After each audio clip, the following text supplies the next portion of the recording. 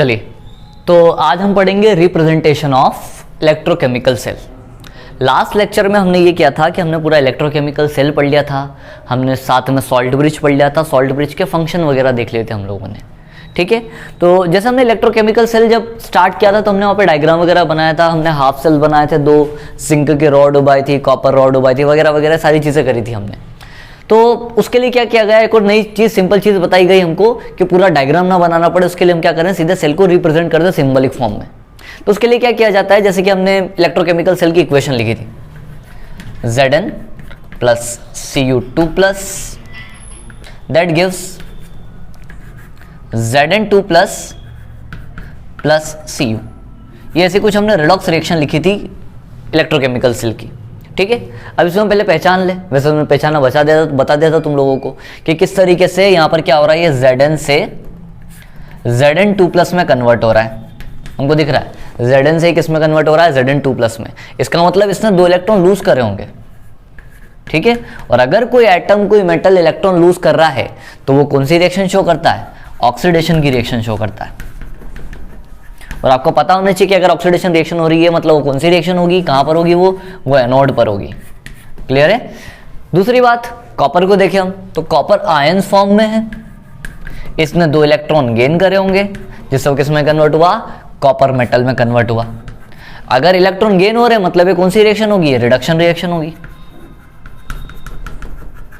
ठीक है, और रिडक्शन की रिएक्शन हमेशा कहां पर होती है, कैथोड पर। ये चीजें आपको ध्यान रखनी है। ठीक है, कहां पर होगी ये रिएक्शन, कैथोड पर होगी। तो आपको एनोड कैथोड रिएक्शन देख के पता चल रहा है। अब इसको हम क्या करते हैं, रिप्रेजेंट करते हैं इलेक्ट्रोकेमिकल सेल को। तो उसके लिए आपको क्या करना है कि जो चीजें इधर लिखी हुई हैं उनको इस तरीके से लिखते हैं हम, ये Zn। ठीक है, Zn के बाद Zn से क्या बन रहा है, Zn2 प्लस बन रहा है। तो आपको एक लाइन खींचनी है, कैसी सीधी लाइन खींचनी है आपको और लिखना है Zn2 प्लस। ठीक है, Zn से क्या बना, Zn2 प्लस। और आपको पता है कि अपन ने 2 हाफ सेल को जोड़ने के लिए, देखो ये डायग्राम बनाया था हमने, मैं छोटा सा एक डायग्राम बना देता हूं यहाँ पर, आप सभी लोग देखो कि ये डायग्राम बनाया था हमने इलेक्ट्रोकेमिकल सेल का। यहाँ पर एक इलेक्ट्रोड था हमारा, यहाँ पर एक इलेक्ट्रोड था, और बीच में हमने यहाँ पर ये लगा रखा था सॉल्ट ब्रिज, जो दोनों हाफ सेल को क्या कर रहा था, कनेक्ट कर रहा था। फिर हमने यहाँ पर गैल्वेनोमीटर वगैरह लगाया था, इसको कनेक्ट करा था। तो ये बीच में जो सॉल्ट ब्रिज है, उस सॉल्ट ब्रिज को रिप्रेजेंट करवाने के लिए यहाँ पर ऐसे 2 लाइन खींचनी है आपको। ठीक है, ये 2 लाइन खींची आपने, जो किसको शो कर रही है, आपके सॉल्ट ब्रिज को। फिर क्या हो रहा है, फिर Cu2 प्लस है यहाँ पर, और Cu2 प्लस से क्या बन रहा है, ये Cu बन रहा है। तो ये आपका इतना हिस्सा किसको शो कर रहा है, एनोड को शो कर रहा है। ठीक है, ये वाला हिस्सा आपको किसका शो कर रहा है, कैथोड को शो कर रहा है। ठीक है, और ये बीच के 2 लाइन जो है ये आपको डिनोट कर रही है सॉल्ट ब्रिज को। ये चीज शो हो रही है सॉल्ट ब्रिज की। अब इसमें आपको ध्यान रखना है कि जो जिसके ऊपर आयंस नहीं है वो आपका मेटल है, वो आपका क्या है, मेटल है। और ये Zn2 प्लस, चूंकि ये सॉल्यूशन के अंदर आ गया है, सॉल्यूशन से निकल कर आया आयंस इसके, इसलिए ये शो करेगा आपके सॉल्यूशंस के कंसंट्रेशन को। यहाँ पर हम आगे पढ़ेंगे तो यहाँ पर कंसंट्रेशन लिखेंगे हम। ठीक है, तो फिलहाल तो इतना हम कंसंट्रेशन की बात बाद में करेंगे। फिलहाल ये हिस्सा एनोड शो कर रहा है, ये कैथोड शो कर रहा है, और ये सॉल्ट ब्रिज है। तो ये पूरा हमारा रिप्रेजेंटेशन है किसी भी सेल का। ठीक है, मान लो एक एग्जांपल और देता हूं मैं आपको, उसके हिसाब से आप समझने की कोशिश कीजिएगा इसको। हमने लिखी reaction Ag plus Cd2 plus, that gives Ag2 plus plus Cd। तो इसको हम किस तरीके से रिप्रेजेंट करेंगे, Ag2 प्लस, ये सॉल्ट ब्रिज, Cd2 प्लस, और ये Cd। तो ये सेल रिप्रेजेंटेशन है। ठीक है, ये एनोड, ये कैथोड, और ये सॉल्ट ब्रिज। ठीक है, तो इतना आपका ये सेल रिप्रेजेंटेशन है, छोटा सा टॉपिक था, नोट कर लीजिए। चलिए अगला टॉपिक पढ़ेंगे अपन, इलेक्ट्रोड पोटेंशियल। ठीक है, हमने लास्ट टॉपिक में सेल रिप्रेजेंटेशन देख लिया था, उसके बाद हमको अगला टॉपिक पढ़ना है इलेक्ट्रोड पोटेंशियल। अब ये इलेक्ट्रोड पोटेंशियल होता क्या है, क्योंकि हम लास्ट टॉपिक लेके आए थे इलेक्ट्रोकेमिकल सेल, वहां पर हमने कुछ ऐसा करा था कि एक हाफ सेल लिया था, उस हाफ सेल में यहाँ पर हमने एक इलेक्ट्रोड लगाया था, एक और हाफ सेल लिया था इधर, यहाँ पर भी हमने एक इलेक्ट्रोड लगाया था। ठीक है, दोनों का कनेक्शन इस तरीके से हमने यहाँ पर वायर से किया हुआ था। ठीक है, दोनों को सॉल्ट ब्रिज से जोड़ा हुआ था। ये सारी चीज़ें हमने पढ़ी हुई हैं। ठीक है, ये लास्ट लेक्चर में हमने सब कुछ पढ़ा हुआ है। तो होता क्या एक्चुअली कि जब हम इस तरीके से सेल को कनेक्ट करते हैं तो यहाँ पर क्या होता है, पोटेंशियल का डिफरेंस आता है। तो ये सारी चीज़ें समझने से पहले हम किसको समझे, पोटेंशियल डिफरेंस को समझते हैं कि एक्चुअली पोटेंशियल डिफरेंस होता क्या है। जैसे आपने टॉपिक पढ़ा होगा कैपेसिटर में दो प्लेटें होती हैं जिसमें एक प्लेट पर पॉजिटिव चार्ज आता है, एक पर नेगेटिव चार्ज आता है। तो यहाँ पर चार्जेस में का सेपरेशन हुआ, इस चार्जेस के सेपरेशन को बोला जाता है पोटेंशियल डिफरेंस। ठीक है, इस चार्जेस के सेपरेशन को क्या बोला जाता है, पोटेंशियल डिफरेंस। ऐसा का ऐसा ही जब आप अपने मेटल लोगे, इलेक्ट्रोड में डुबाओगे तो वहां पर भी चार्जेस का सेपरेशन आएगा। ठीक है, तो उसको बोलेंगे अपन पोटेंशियल डिफरेंस। और थोड़ा सा सिंपल समझने के लिए पोटेंशियल डिफरेंस यहाँ पर मैंने डायग्राम बना रखा, उससे अपन समझ सकते हैं।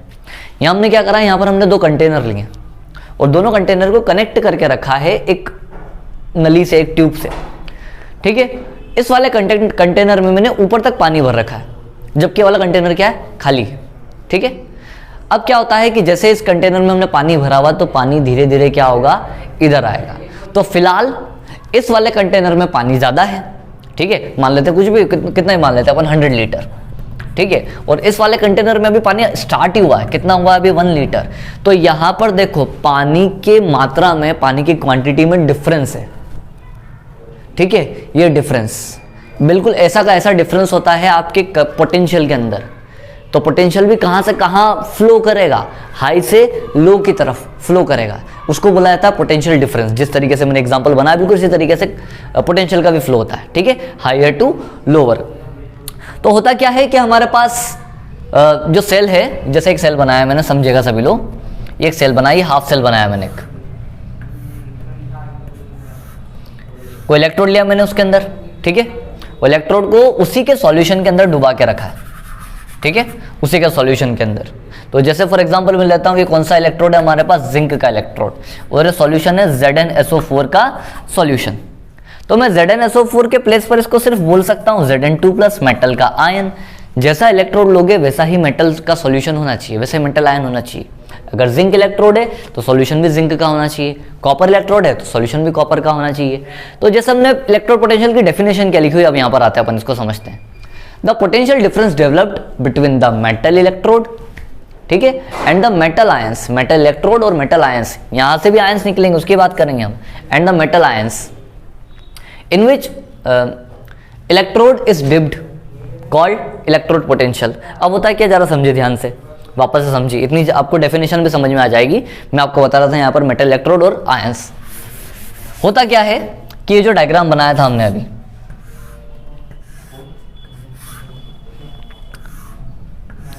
इलेक्ट्रोकेमिकल सेल का,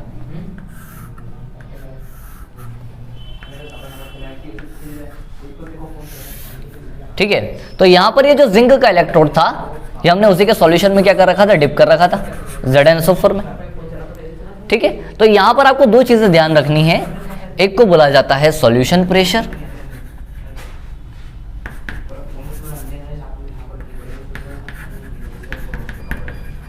सॉल्यूशन प्रेशर, और एक चीज होती है ऑस्मोटिक प्रेशर।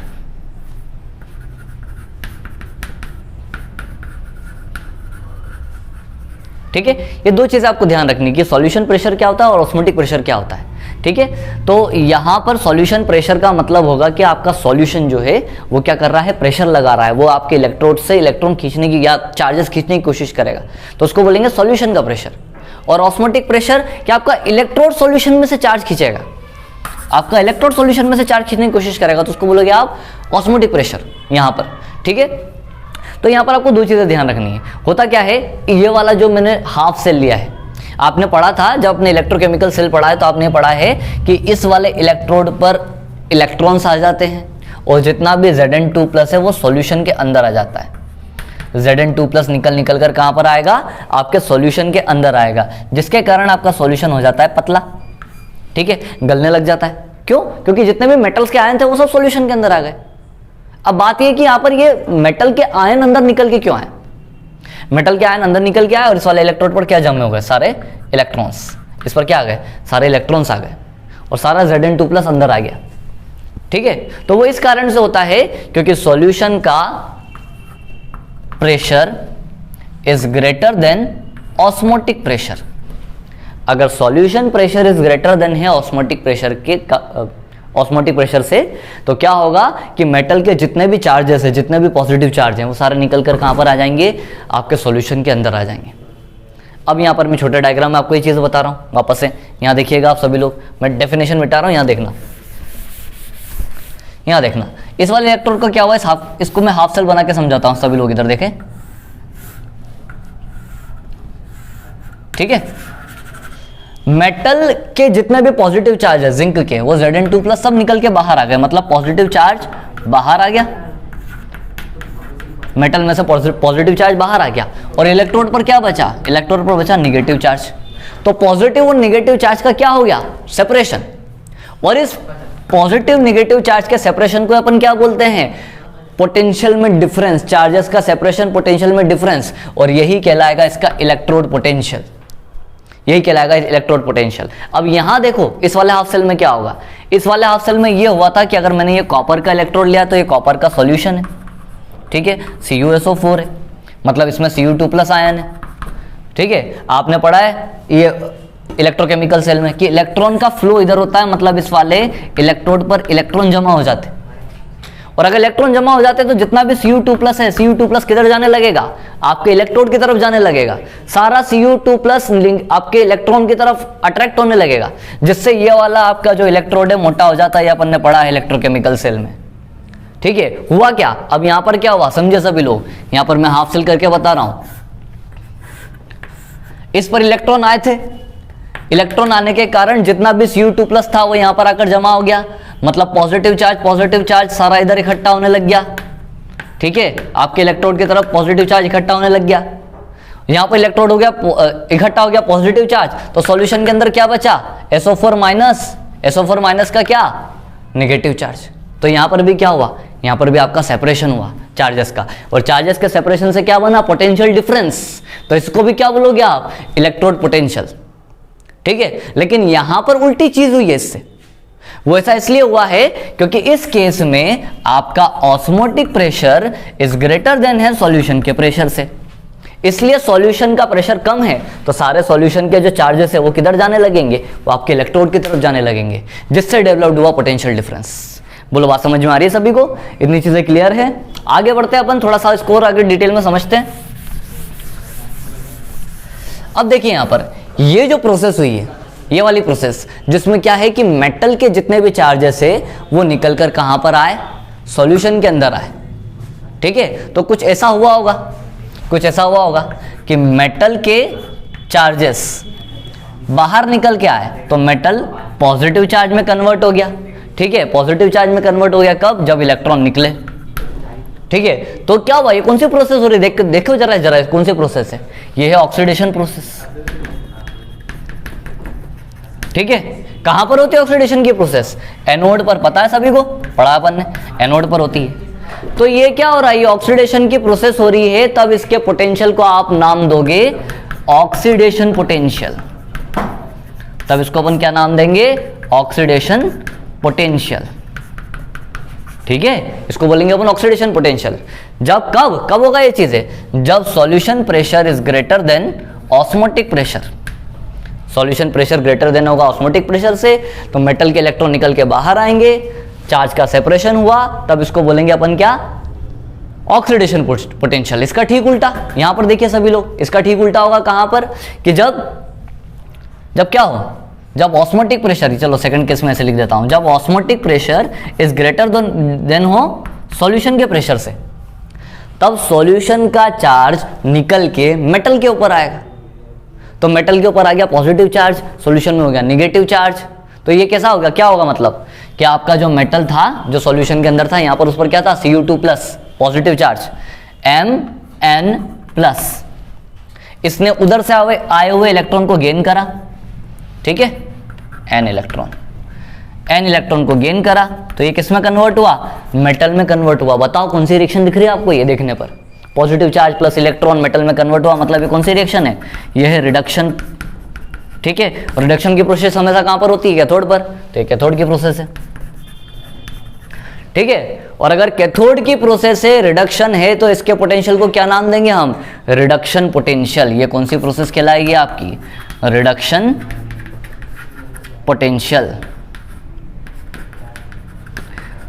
तो ये चीज आपको ध्यान रखनी है कि अगर solution pressure is greater than है ऑस्मोटिक प्रेशर से, तो आपके मेटल में से इलेक्ट्रॉन चार्जेस निकलेंगे और बाहर पॉजिटिव चार्ज, अंदर निगेटिव चार्ज। ठीक है, मैं यहाँ पर दोनों का डायग्राम बना देता हूँ साइड में, यहीं पर देख लीजिएगा आप सभी लोग, है ना। देखिए ये ऐसा कुछ,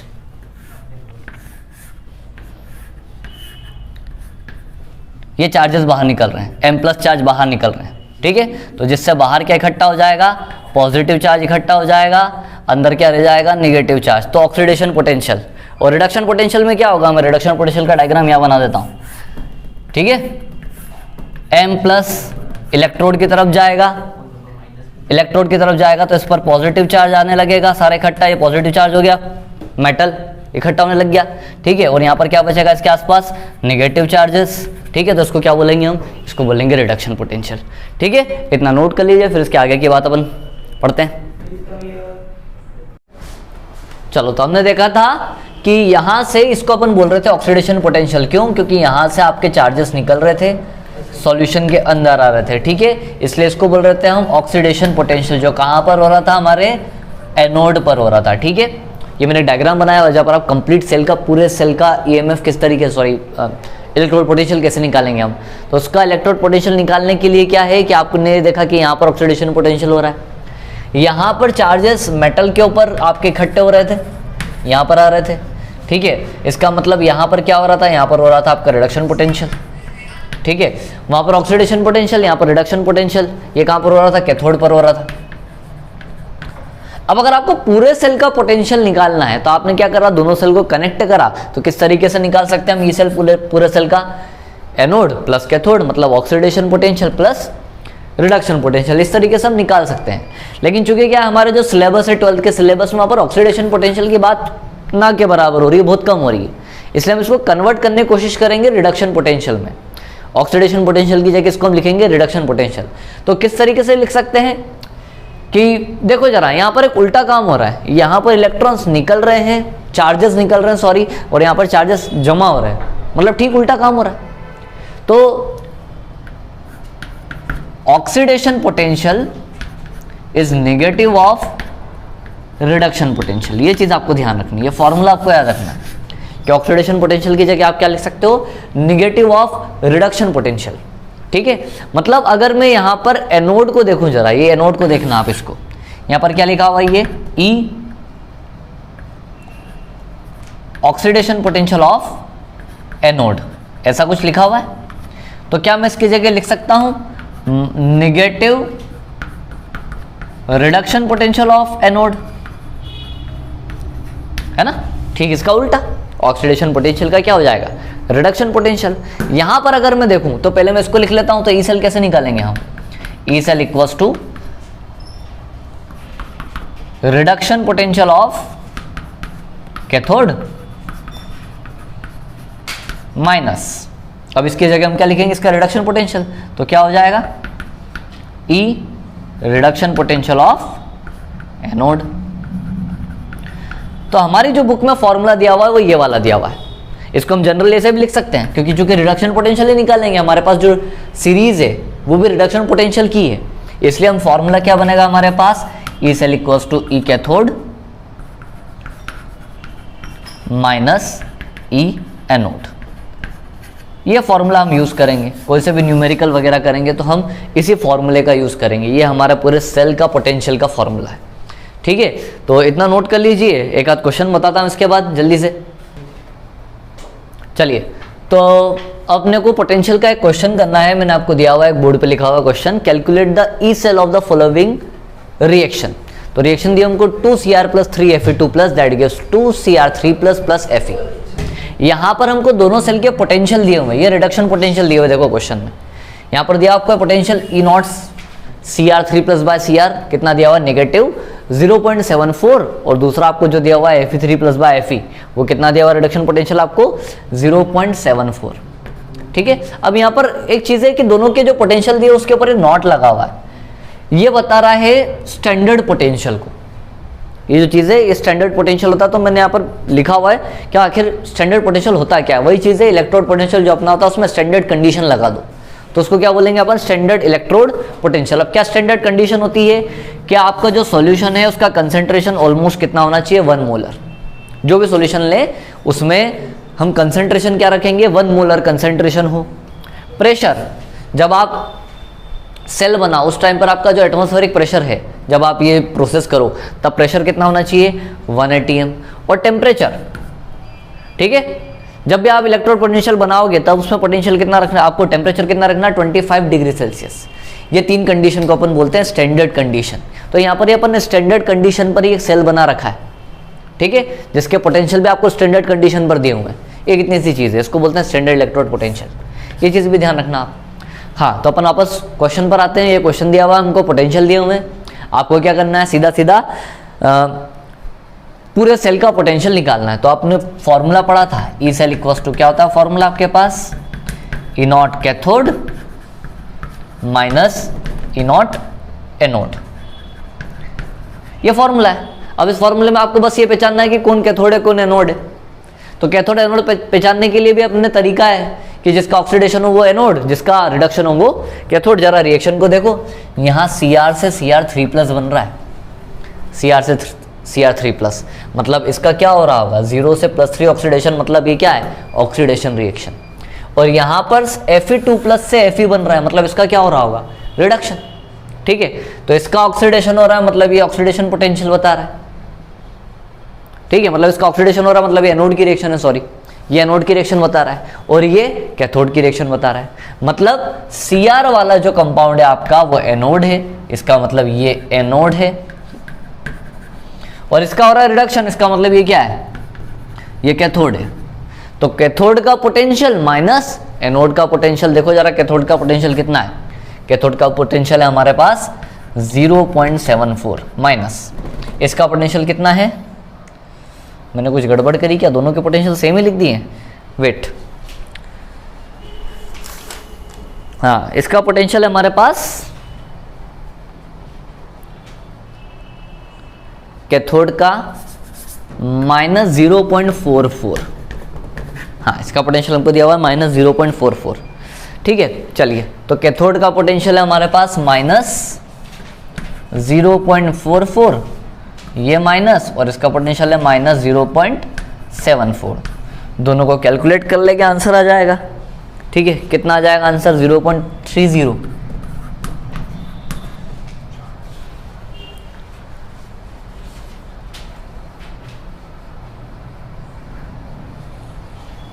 ठीक है।